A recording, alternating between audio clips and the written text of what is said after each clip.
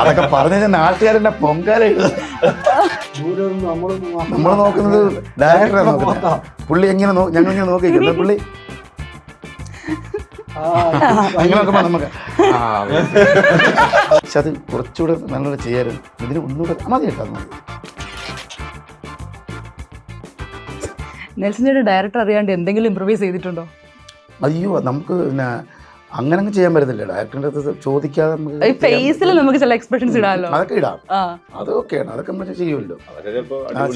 Dialogue നമുക്ക് പറഞ്ഞില്ലേ, അതൊക്കെ ഞാൻ ഒരു 3 കൗണ്ടർ ഞാൻ പറഞ്ഞായിരുന്നു. എൻ്റെ ഭാഗ്യത്തിന് അത് 3ഉം എടുത്തിട്ടുണ്ട്, ഇഷ്ടപ്പെട്ടു. അത് സീൻ ചെയ്യുകയും ചെയ്തിട്ടുണ്ട്. ബാക്കി കുറേ പേര് പറഞ്ഞിട്ടുണ്ട്. റിയാക്ഷൻ ഭയങ്കരമായിട്ട് ആദ്യം ആസ്വദിക്കും. അപ്പൊ അഭിനയിച്ചിട്ട് നമ്മളെല്ലാം മോണിറ്റർ അദ്ദേഹം ചെക്ക് ചെയ്യുമ്പോൾ ദൂരെ നിന്ന് നമ്മൾ നോക്കുന്നത് ഡയറക്ടറെ നോക്കുന്നത്. പുള്ളി എങ്ങനെ ഞങ്ങളിങ്ങനെ നോക്കിക്കുന്നത് പുള്ളി അങ്ങനെയൊക്കെ നമുക്ക്. അല്ലെങ്കിൽ അവിടെ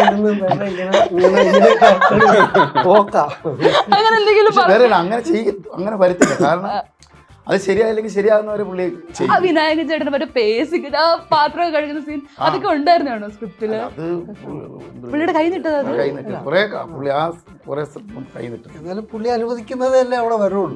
ചിലത് ഒന്നും മിണ്ടില്ലെങ്കിലും ഇഷ്ടപ്പെട്ടാലും ആള് ആവശ്യമുള്ളത് മാത്രമേ ആൾ എടുക്കൂ. പിന്നെ നമ്മൾ ചെയ്യുമ്പോൾ നമുക്കിപ്പോൾ ഒരു സീൻ നമ്മൾ എടുത്തു,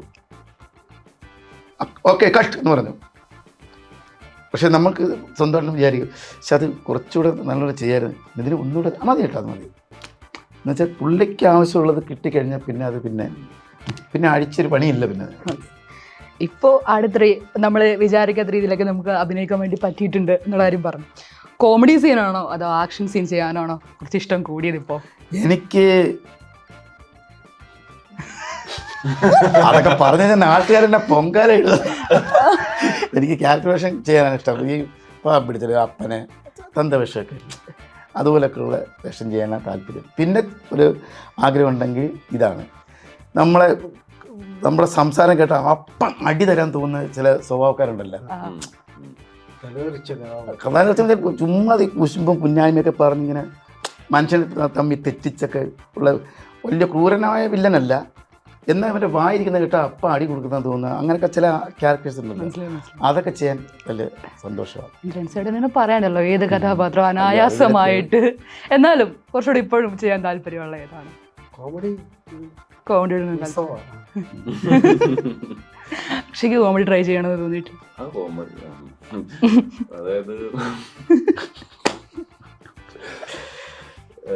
എന്നെ കണ്ടു കഴിഞ്ഞാൽ കോമഡി ആണെന്ന് മനസ്സിലാവില്ല. ലൈഫിൽ ഭയങ്കര കോമഡി അല്ലേ. അല്ല, വേറൊരു കാര്യമുണ്ട്, കോമഡി എന്ന് ഇപ്പം നമ്മൾ ആര് പറഞ്ഞാലും അത് നല്ലതാണ്. കാരണം സിറ്റുവേഷൻ അനുസരിച്ച് അതിൽ ഒരാൾ ആര് പറഞ്ഞാലും ചിരിക്കും. അതിനിപ്പോൾ കോമഡി പറയുന്നവർ വേണമെന്നില്ല, ശരിയല്ലേ?